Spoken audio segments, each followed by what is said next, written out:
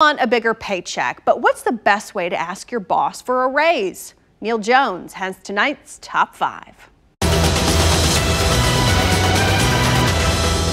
In my years in television, I've had 17 news directors. I'm not afraid to stick a microphone in somebody's face and ask the tough question. If people are going to take shots. But asking my bosses for a raise?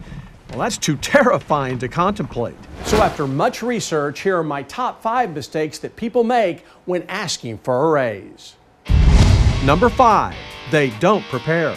FastCompany.com says you have to research the issue. Find out what competitors pay people who do the same job. Websites like PayScale can help you do that. You need to practice your sales pitch and be prepared to answer tough questions. Number 4, people don't negotiate with the company's best interest in mind. Sure, you want a raise, but how does that help the company? Hey, telling your boss that I need money to buy a new car or to get a new house isn't going to cut it. A former Kraft Foods executive says you have to be clear about how your work adds real value to the company. It might be the fact that you can do more than one job, which makes you more valuable to the company. Number 3, people allow their emotions to take over. Every single website I went to says you've got to leave emotion out of the negotiations. That means you can't make it personal. It has to stay professional. And you need to be prepared to hear your boss say the word no. Number 2, fixating on money.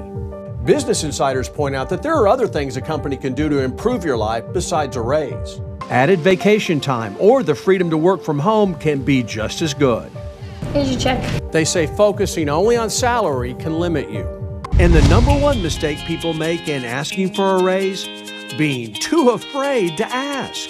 Well, they aren't the prettiest fans. I worked for over 25 years before I finally asked for a raise. I took my boss to lunch, and before we'd even ordered, I asked him if he thought a raise would be appropriate for me.